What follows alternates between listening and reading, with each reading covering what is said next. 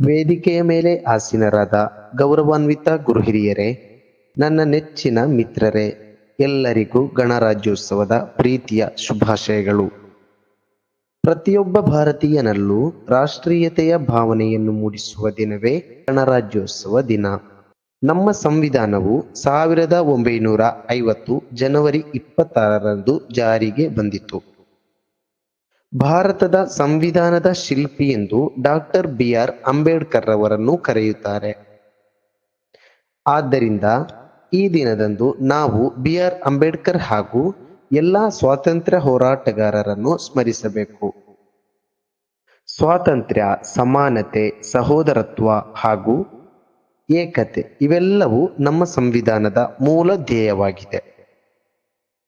ಜಗತ್ತಿನಲ್ಲಿ ಅತಿ ಹೆಚ್ಚು ಜನಸಂಖ್ಯೆಯನ್ನು ಹೊಂದಿದ ರಾಷ್ಟ್ರಗಳಲ್ಲಿ 2ನೇ ಸ್ಥಾನದಲ್ಲಿರುವ ಭಾರತವು ವಿವಿಧತೆಯಲ್ಲಿ ಏಕತೆಯನ್ನು ಕಂಡಿದೆ.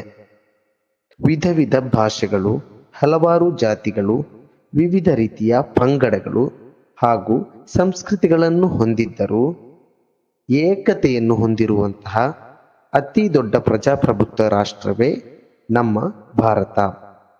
ಆದ್ದರಿಂದ ವಿವಿಧತೆಯಲ್ಲಿ ಏಕತೆಯನ್ನು ಹೊಂದಿದ ರಾಷ್ಟ್ರ ಎಂದು ಭಾರತವನ್ನು ಕರೆಯುತ್ತಾರೆ.